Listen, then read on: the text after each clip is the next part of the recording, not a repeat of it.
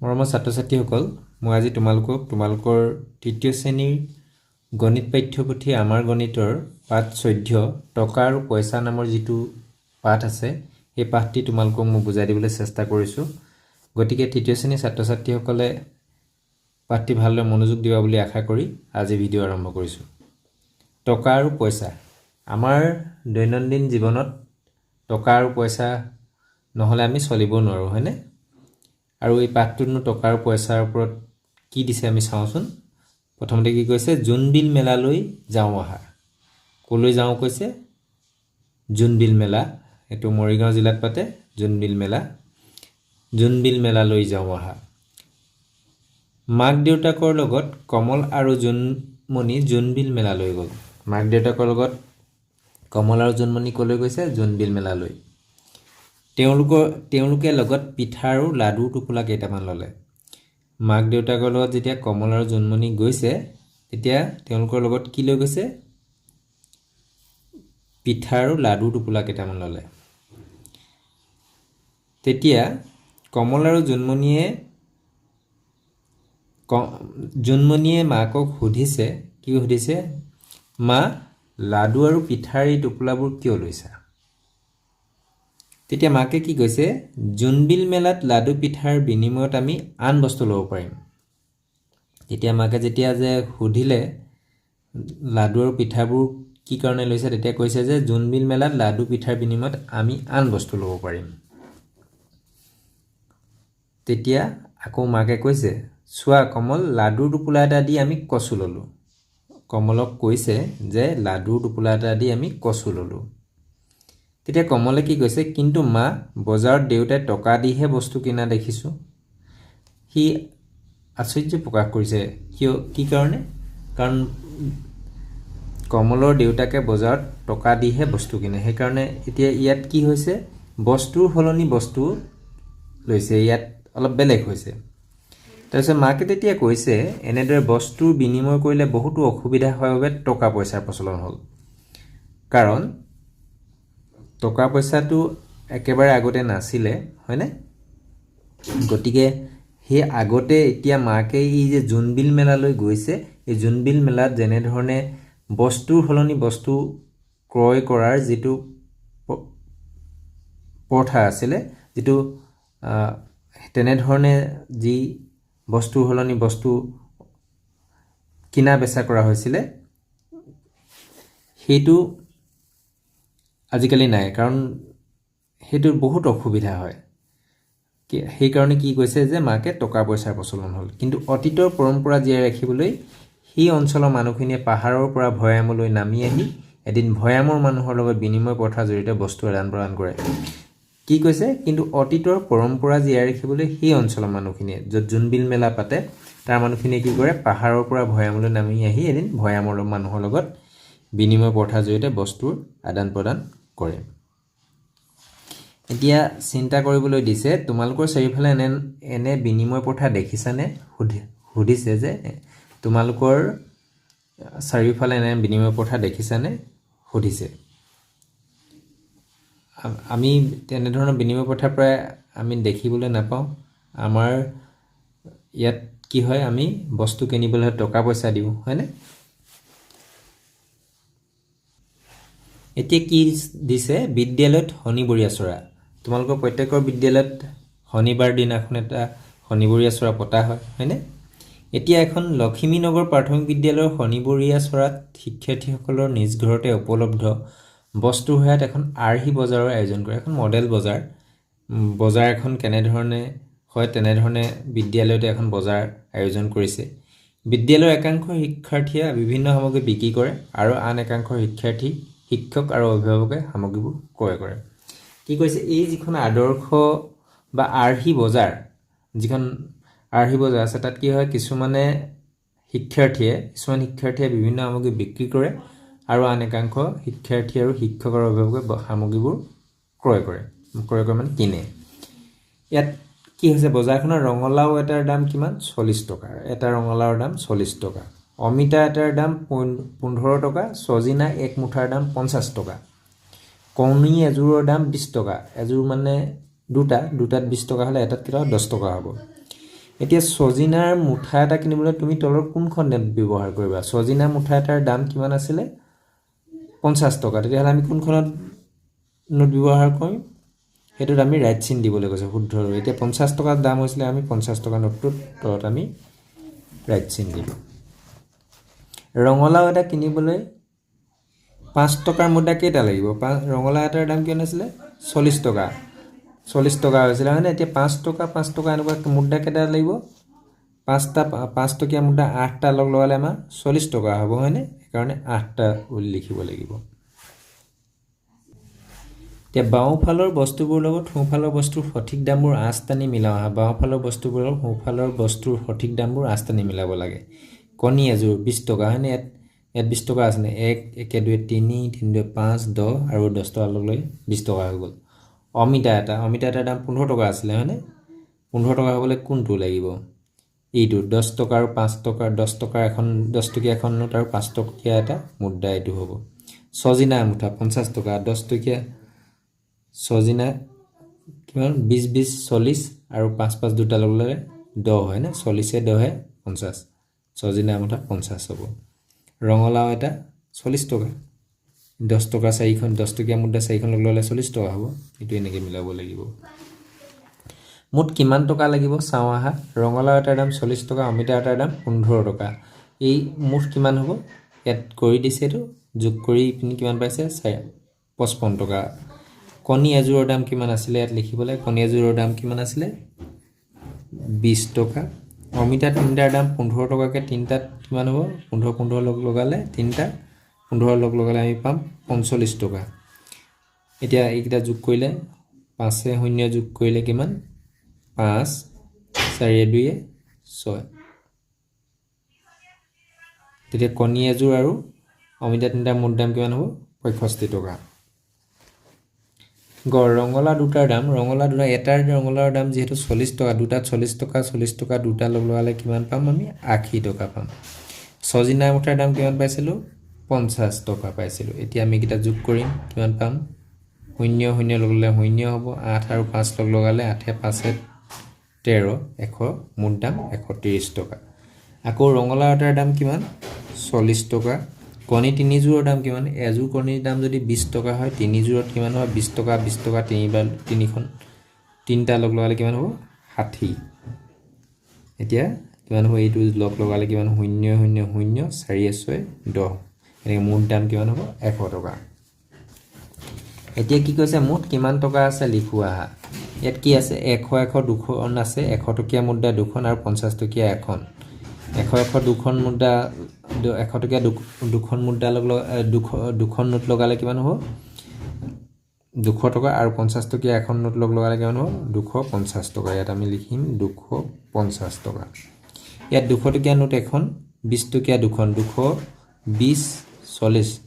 240 আৰু 10 কিমান হ'ব 250 টকা ইয়াত 200 200 400 আৰু 50 50 100 হলে 400 100 কিমান হ'ব 500 হ'ব 500 টকা হ'ব এতিয়া কি কৈছে চিন্তা কৰি লিখোৱা তলৰ বস্তু সমূহৰ দামৰ সমান হোৱাকৈ পাঠটোৰ চাৰিওদিশে থকা নোট আৰু মুদ্ৰাসমূহ বাছনি কৰা লগতে কি মুদ্ৰা নোট বাছনি কৰা তলৰ আঁচডালত এই আঁচডালত লিখিবলৈ কৈছে 35 টকা টুথপেষ্টৰ দাম 35 টকা টুথপেষ্টৰ বাবে বাছনি কৰা মুদ্ৰা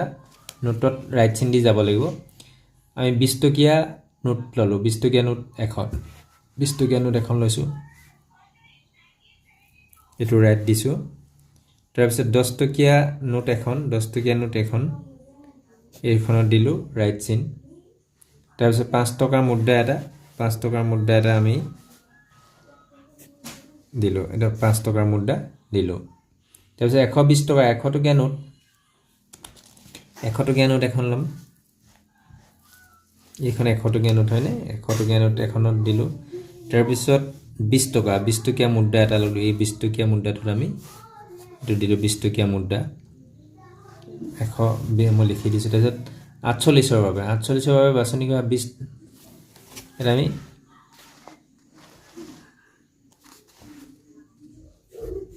20 টকীয়া নোট এখন লৈছো 20 টকীয়া নোট এখন এইখন আমি ৰাইট চিন দিলোঁ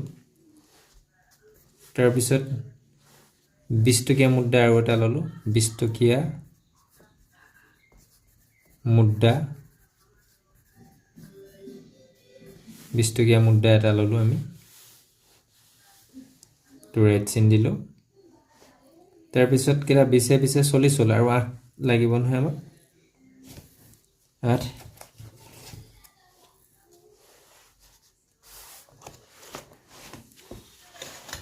আমি এই 5 টকাটোত আমি 5 টকীয়া মুদ্ৰাটোত দিলোঁ 5 টকীয়া মুদ্ৰা এটা এটো 5 টকীয়া মুদ্ৰা এটা এইটো আমি ৰাইট চিন দিলোঁ তাৰপিছত 2 টকীয়া এটা 2 টকীয়া মুদ্ৰা এটা তাৰপিছত ইপিনে আমি এই এটকীয়া মুদ্ৰাটো এটা ললোঁ তাৰপিছত এটকীয়া মুদ্ৰা এটা ললোঁ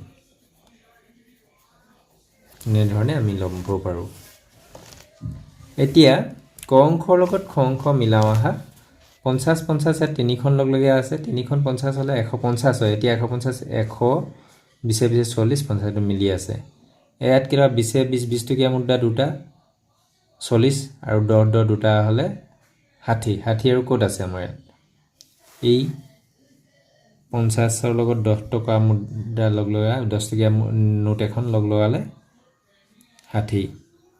ইয়াত 25 আছে 25 কোড আছে আমি চাম 25 কোড আছে 20 25 है ने 25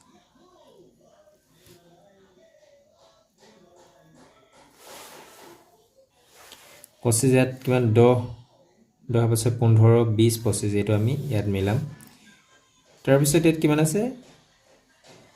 20 20 20 টকীয়া 5 খন আছে 100 হ'ব হয়নে 5 টা 20 লগলে 100 হ'ব এটা 100 ৰ লগত মিলাব 500 এতিয়া হ'ব 200 200 400 আৰু 100 লগলে 500 এনে ধৰণে মিলাব লাগিব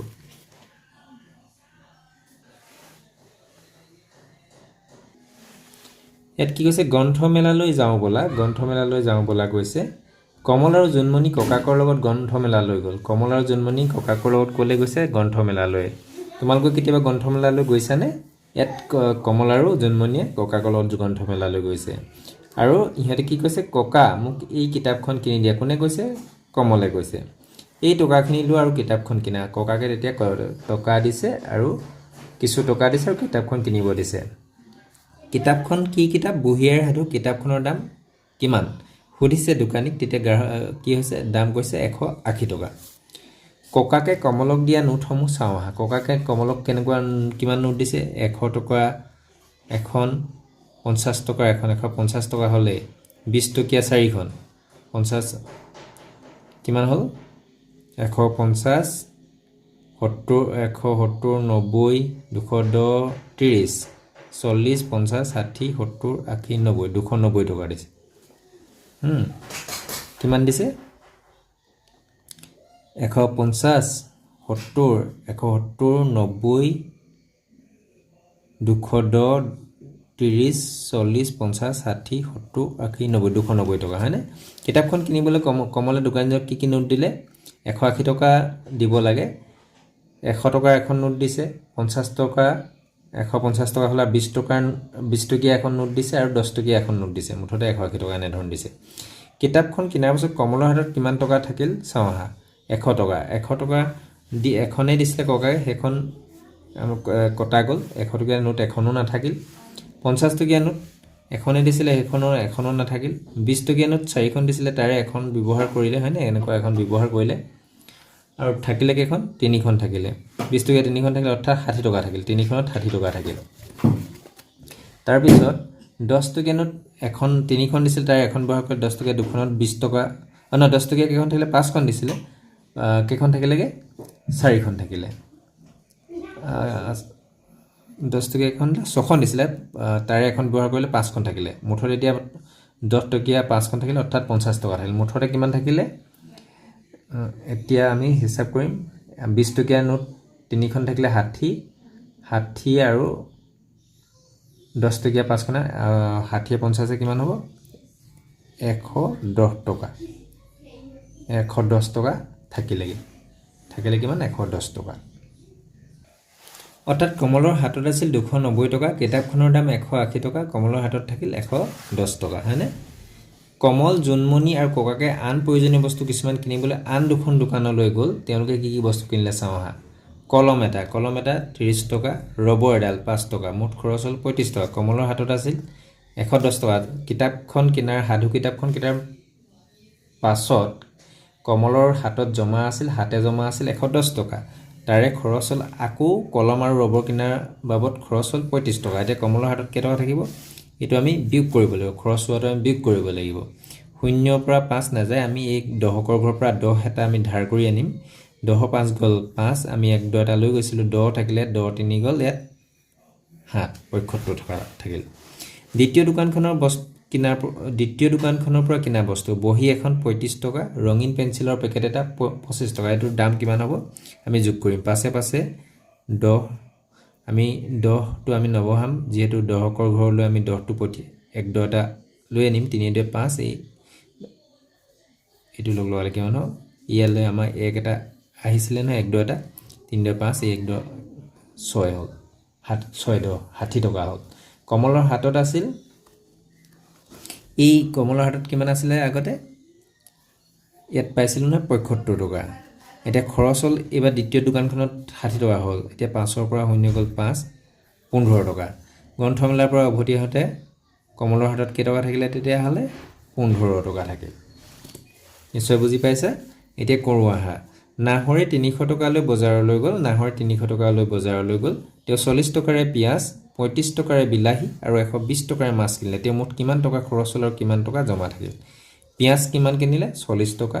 বিলাহী কিনিলে 35 টকা মাছ কিনিলে 120 টকা এইকিটা গুটি কিটা লগ লগাই আমি কিমান পাম 5 5 5 4 7 হাতে 2 9 1 2 295 হাতত আছিল 300 টকা খৰচ হ'ল 295 টকা এতিয়া আমি 0 পৰা 5 নাই 1 দহকৰ পৰা 1 2 এটা আনিম 10 5 গল গৈ আমি 5 ইয়াৰ পৰা আমি 1 2 এটা লৈ গৈছিলো হয়নে ইয়াত তেতিয়া হলে কি হ'ব 9 9 9 গল 0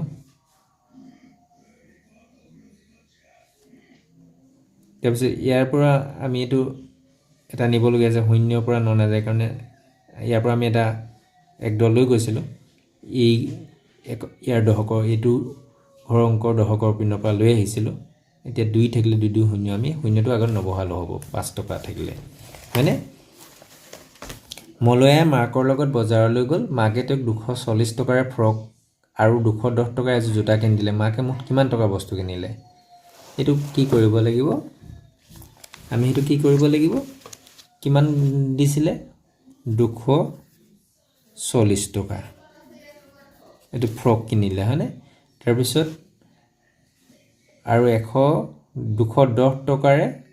কি কিনিলে এজোৰ জোতা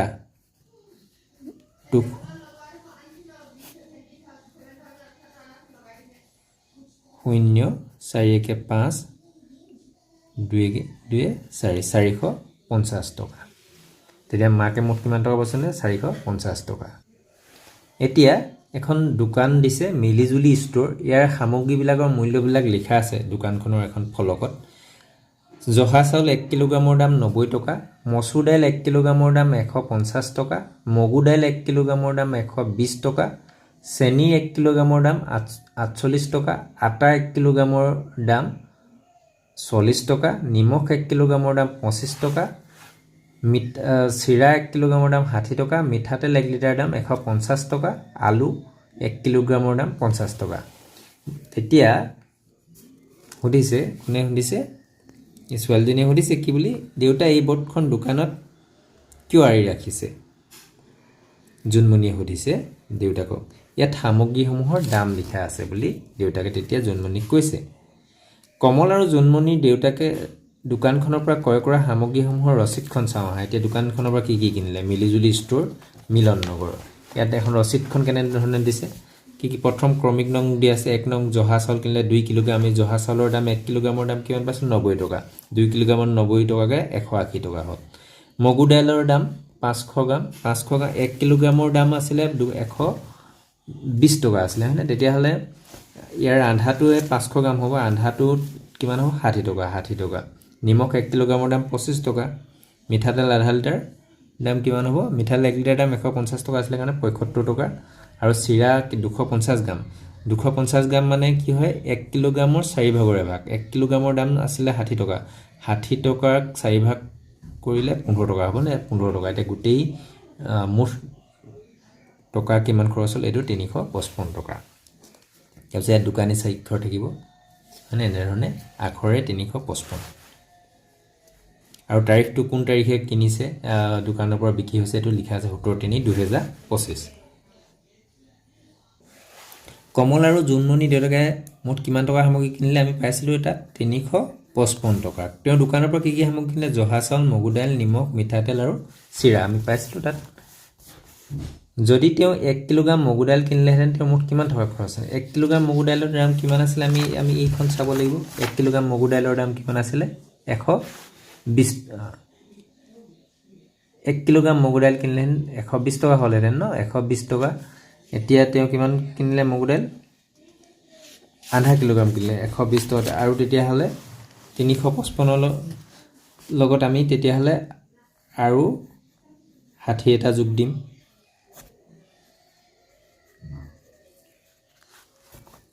5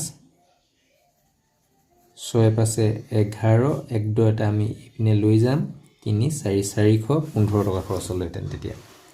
দোকানখনত থকা তালিকাখনৰ পৰা তলত দিয়া বস্তুবোৰ এখন ৰচিদ প্ৰস্তুত কৰা 5 কিলোগ্ৰাম জহা চাউল 1 কিলোগ্ৰাম নিমখ 180 টকাৰ চিৰা 500 গ্ৰাম আলু 250 গ্ৰাম চেনি 2 কিলোগ্ৰাম মচুৰ দাইল এতিয়া আৰু মই বনাই থৈছো ক্ৰমিক নং 1 জহা চাউল 5 কিলোগ্ৰাম 1 কিলোগ্ৰামৰ দাম যেটো 90 টকা আছিল 5 কিলোগ্ৰামৰ দাম 90 কে 5 কিলোগ্ৰামৰ 450 টকা পইচাত আমি নাই তো শূন্য শূন্য দিছো নিমখ আৰু 1 কিলোগ্ৰামৰ দাম 25 টকা চিৰা কিমান কিনিছিলে 180 টকা চিৰা 3 কিলোগ্ৰাম 1 কিলোগ্ৰামৰ দাম যেহেতু 60 টকা 180 টকা লিখা আছে কাৰণে কি হ'ব 3 কিলোগ্ৰাম পাব 3 কিলোগ্ৰামৰ 180 টকা আলু 500 গ্ৰাম 25 টকা চেনি 250 গ্ৰাম 12 টকা আৰু মচুৰ দাইল 2 কিলোগ্ৰামত কিমান হ'ব 210 টকা তাৰপিছত এতিয়া আমি এইকিটা আমি যোগ কৰিম হয়নে 5 পাছে 10 2 12 মুঠ খৰচ তাৰমানে 5 2 7 7 15 15 15 17 18 19 আমি এবাৰ 1 2 এটা পাইছিল ন 20 এইপিনে আকৌ 2 2 যাবগৈ 4 কে 5 5 2 7 7 2 4 5 7 2 902 টকা এনেধৰণে তাৰিখটো আখৰেৰে 9 আখৰে কেনেকৈ লিখিম 902 টকা তাৰিখটো কিবা এটা তাৰিখ লিখি দিবা 24/8/2025 এনেধৰণে লিখিব পৰা স্বাক্ষৰ থাকিব তোমালোকে এটা প্ৰকল্প দিছে তোমালোকে ঘৰত এসপ্তাহত প্ৰয়োজন হোৱা সামগ্ৰীসমূহৰ তালিকা এখন প্ৰস্তুত কৰা দোকানৰ সামগ্ৰী তালিকা চাই সামগ্ৰীবোৰ কিনিবলৈ প্ৰয়োজন হোৱা মুঠ টকাৰ পৰিমাণ উলিওৱা ক্ৰয় কৰা সামগ্ৰীবোৰ বাবে এখন ৰচিদ প্ৰস্তুত কৰা তোমালোকে ঘৰত এসপ্তাহত মানে 7 দিনৰ আমাৰ কিমান বস্তু প্ৰয়োজন হয় সামগ্ৰীসমূহৰ তালিকা এখন প্ৰস্তুত কৰিবলৈ দিছে দোকানৰ সামগ্ৰীৰ তালিকা চাই সামগ্ৰীবোৰ কিনিবলৈ প্ৰয়োজন হোৱা টকাৰ দোকানৰ যি সামগ্ৰীৰ দামৰ সৈতে যিখন তালিকাৰ লিষ্ট থাকে সেইখন চাই পিনি টকাৰ পৰিমাণ উলিয়াবলৈ কৈছে এসপ্তাহত কিনি অনা তোমালোকৰ ঘৰলৈ ক্ৰয় কৰা সামগ্ৰীৰ বাবে এখন ৰচিদ আৰু এনে ধৰণে এখন ৰচিদ প্ৰস্তুত কৰিবলৈ দিছে তোমালোকে এটা নিজেই কৰিবা এতিয়া বিয়োগ কৰা 303 টকাৰ পৰা 62 টকা বিয়োগ কৰিবলৈ দিছে আমি টকাটো এনেকৈ লিখি ল'ব লাগিব 3 পৰা 2 গলগে 1 ইয়াৰ 0 পৰা 6 নাযায়কে আমি 10 এই ইয়াৰ দহকৰ ফালে থকা পৰা 10 এটা আমি লৈ আনিম 10 ৰ 6 গলগে 4 আমি ইয়াৰ পৰা 1 2 এটা লৈ গৈছিলো সেইকাৰণে 2 10 আছে এই ঘৰৰ অংকটো এইটো কি হ'ব ইয়াৰ বাওঁফালে থকা ইয়াৰ দহক হ'ব হয়নে ইয়াত 2 দ থাকিছিলে হয়নে 2 টো আমি 2 ইয়াত থাকিলে কাৰণ 2 টো নামি আহিব তাৰপিছত শূন্যৰ পৰা ইয়াত আমি টকাটো আগে লিখি ল'ব লাগিব শূন্যৰ পৰা শূন্য গ'ল 504 গ'ল 1 504 গ'ল 1 110 টকা ঠিক তেনেধৰণে এটো কি হ'ব ইয়াত আমি টকাটো নিলিখাকৈ থব নালাগিব আৰু লিখি ল'ব লাগিব শূন্য 3 পৰা 4 না যায় কাৰণ আমি ইয়াৰ এই ঘৰৰ অংকৰ দহকৰ ফালৰ পৰা লৈ আনিম এটা 1 দ আনিলে 13 13 4 গ'ল 9 ইয়াত 8 থাকিলে 8 7 গ'ল 190 টকা হ'ব এতিয়া ফুংবিলৰ জ্বৰ বুলি কৈছে ফুংবিলৰ দুদিন ধৰি জ্বৰ মাক আৰু ককাইকে মিলি ফুংবিলক ডাক্তৰৰ ওচৰলৈ লৈ গ'ল ডাক্তৰে ফুংবিলৰ স্বাস্থ্য পৰীক্ষা কৰি কেইবিধমান ঔষধৰ নাম লিখি দিলে আৰু সময়ত মতে খাবলৈ পৰামৰ্শ দিলে মাকে ককাইকক ঔষধ কেইবিধ কিনি আনিবলৈ 200 টকা দিলে মাকে ককাইকক ঔষধ কেইবিধ কিনিবলৈ কেই টকা দিছে 200 টকা দিছে এতিয়া এই ঔষধবিধৰ দাম কিমান ফুংবিলৰ ককাইকে সুধিছে আৰু তেতিয়া ইয়াত লিখা আছে ইয়াত কিমান 107.25 লিখা আছে মানে 107 টকা 25 পইচা ইয়াত 58 টকা 25 পইচা 58 টকা 25 পইচা এই দামটো এনেদৰে লিখা হয় 58.50 টকা এনেধৰণে লিখা হয় 58 টকা আমি আখৰে লিখিলে 58 টকা 50 পইচা এতিয়া এটা কথা মনত ৰাখিবা কোনো বস্তুৰ দাম লিখিবলৈ প্ৰথমে টকাৰ পৰিমাণটো লিখি এটা ফুট দিয়া হয় ফুট দি তাৰ পাছত পইচাৰ পৰিমাণটো লিখা হয় প্ৰথমতে টকাৰ পৰিমাণটো লিখি তাৰ পিছত ফুট এটা দি কি লিখে পইচা লিখে তোমালকে লিখিবলৈ এনেধৰণে শিকিবা আলোচনা কৰো আহা ককাইকে কিনা আনবিধ ঔষধৰ দাম কিমান আমি এটো পাইছিলো নহয় 107 টকা 25 পইচা ঔষধবিধৰ দামটো সংখ্যাৰ সহায়ত এটো কেনেধৰণে লিখিব লাগিব এনেধৰণে লিখিব লাগিব প্ৰথমতে আমি টকাটো লিখিছো তাৰ পিছত দশমিকৰ পিছত আমাৰ এটা ফুট দি পিনি কি লিখিছো যিমান পইচা হেতু লিখিছো তাৰ পিছত টকা বুলি লিখিব লাগিব দুইবিধ ঔষধ কিনিলে ককাইকৰ মুঠ কিমান খৰচ হ'ব আমাৰ পইচাটো আমি প্ৰথমতে পইচা ভাগে যোগ কৰিম হয়নে 5 7 8 7 15 এই 5 ই পিনে একটা এই এককৰ ঘৰত নবহিব ন 15 টো একেলগে নবহিব এই কাৰণে আমি দহকৰ ঘৰলৈ একটো পঠিয়াই দিলো 5 এইটো লগ লগালে কিমান হয় 6 165 টকা 75 পইচা তই মাকে দিয়ে টকাখিনিৰ ককাইকে ঔষধ কিনিব পাৰিবনে যেহেতু মাকে 200 টকা দিছিল পইচা খৰচ হল 165 টকা 75 পইচা এখানে পাৰিব আমি এটো লিখিম পাৰিব হয় না পাৰিব কাৰণ 200 টকা দিছিল 200 টকাতকৈ কম খৰচ হল এখানে পাৰিব তলৰ তালিকাখন পূৰ কৰো আহা মৌখিকভাৱে সংখ্যাৰ সহায়ত মৌখিকভাৱে ইয়াত দি আছে 25 টকা 75 পইচা এটুক আমি কেনেকে ধৰণে কৰিম আমি টকাটো আগে লিখিম তাৰ পিছত ফুট এটা দি আমি এনেকে লিখিম তাৰ পিছত 1 টকা লিখিম 32 টকা 50 পইচাটোক আমি এনে ধৰণে লিখিম 100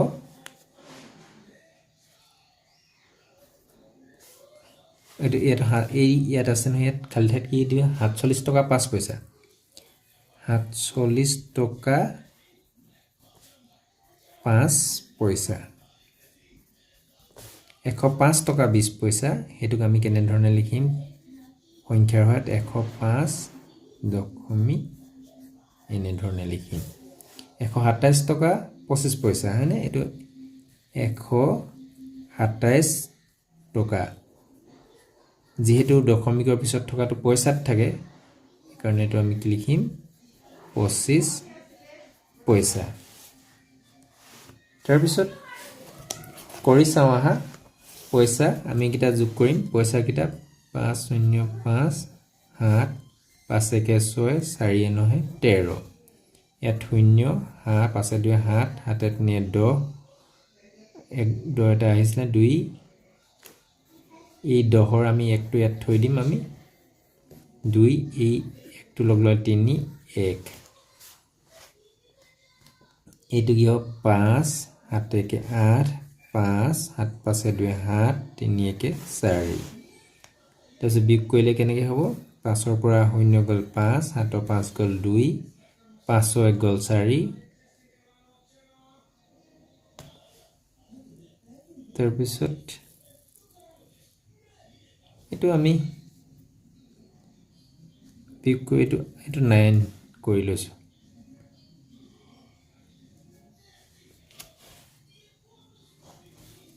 তাৰপিছত এইটো কেনেধৰণে 0 5 2 গ'ল 3 0 2 1 গ'ল 0 আমি নবহাওঁ 5 পৰা 0 গ'ল 5 2 2 গ'ল 0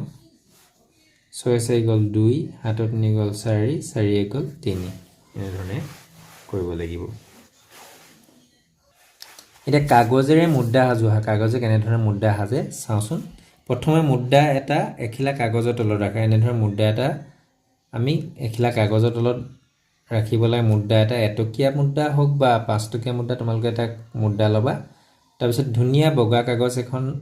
লৈ পিনি মুদ্ৰাটো তলত থবা তাৰপিছত কাট পেন্সিলে কি কৰে এতিয়া মুদ্ৰাটো কাগজৰ সৈতে ধৰিলে পেন্সিলে মুদ্ৰাটোৰ ওপৰে ঘঁহালে কাগজৰ মুদ্ৰাটোৰ ছবিটো দেখিবলৈ পাম তাৰপিছত তোমালোকে মুদ্ৰাটো য'ত আছে হেয়াৰ কোনে তোমালোকে পেন্সিলে যেতিয়া ঘঁহাবা তাৰপিছত কি দেখিবা যেতিয়া মুদ্ৰাটো অতৰাই দিবা সেই মুদ্ৰাটোৰ ছাপটো তোমালোকে দেখিবলৈ পাবা এতিয়া মুদ্ৰাটো সুন্দৰকৈ কাটি উলিওৱা এইদৰে বিভিন্ন মুদ্ৰা লৈ কাগজত মুদ্ৰাৰ ছবি প্ৰস্তুত কৰা এনেধৰণে আমি কাগজৰ মুদ্ৰা প্ৰস্তুত কৰিব পাৰোঁ এই তলত দিয়া টকাবোৰ পইচাত প্ৰকাশ কৰা 2 টকা 2 টকা 1 টকাত যেহেতু 100 পইচা 2 টকাত কিমান হ'ব 200 পইচা 3 টকাত কিমান হ'ব 300 পইচা 7 টকাত 1 টকাত যদি 100 পইচা 7 টকাত 7 গুণ হ'ব 7 100 লগ লগালে কিমান 700 পইচা 9 টকাত কিমান হ'ব তেনেধৰণে 900 পইচা এতিয়া বিভিন্ন দেশৰ মুদ্ৰাৰ লগত চিনাকি হয় এখন শ্ৰীলংকাৰ মুদ্ৰা বাংলাদেশৰ এনেকৈ ব্যৱহাৰ কৰা হয় নেপালত এনে ধৰণে ব্যৱহাৰ কৰে এনে ভুটানৰ এখন আমেৰিকাত এনে ধৰণৰ মুদ্ৰা ব্যৱহাৰ কৰা হয় এতিয়া বৰ্তমান টকা পইচাৰ লেনদেনৰ মাধ্যমৰ লগত চিনাকি হোৱা এইটো বৰ্তমানত আমাৰ কি হয় টকা পইচা আমাৰ আজিকালি হাতে জমা পইচা নগদ ধন নাথাকে আমি এটিএমত গৈ আমি পইচা উলিয়াব পাৰোঁ যদি নগদ ধন আমি উলিয়াবলৈ বিচাৰো এটিএমত গৈ তোমালোকে এই এটিএম কাৰ্ডটো সোমোৱাই দিয়াৰ পিছত এটিএম মেচিনৰ পৰা নগদ পইচা আমি উলিয়াব পাৰোঁ ইউপিআই আজিকালি বিভিন্ন ধৰণৰ ইউপিআই কিছুমান সিস্টেম আছে যেনে ধৰণে গুগল পে তোমাৰ ফোন পে পেটিএম এনে ধৰণৰ বিভিন্ন ধৰণৰ ইউপিআই কিছুমান টকা আমি লেনদেন কৰিব ইউপিআই সহায়ত সোৱাইপ মেচিন আমি কেতিয়াবা তোমালোকে ডাঙৰৰ লগত কেতিয়াবা তেল ভৰাবলৈ গ'লে পেট্ৰল পাম্পত এনে ধৰণৰ সোৱাইপ মেচিন দেখিবলৈ পাবা তোমালোকৰ দেউতা বা খুৰাই যেতিয়া পেট্ৰল পাম্পত পেট্ৰল ভৰাই এনে ধৰণৰ সোৱাইপ মেচিনত কাৰ্ডটো ভৰাই দি কি হয় টকা লেনদেন কৰিব পাৰে হয়নে এই এটিএম কাৰ্ডৰ জৰিয়তে টকা যিটো লেনদেন কৰিব পৰা এটা সিস্টেম এটো সোৱাইপ মেচিন বুলি কোৱা হয় নিশ্চয় তোমালোকে এনে ধৰণৰ যি বৰ্তমানৰ টকা পইচা লেনদেনৰ মাধ্যম দেখিছা আৰু তোমালোকে যদিও দেখা নাই তোমালোকে এইবিলাক লগত চিনাকি হ'বলৈ যত্ন কৰিবা আজিৰ পাঠ ইমানতে সামৰিছো পুনৰ অন্য এটা পাঠৰ সৈতে পুনৰ লগ হ'ম ধন্যবাদ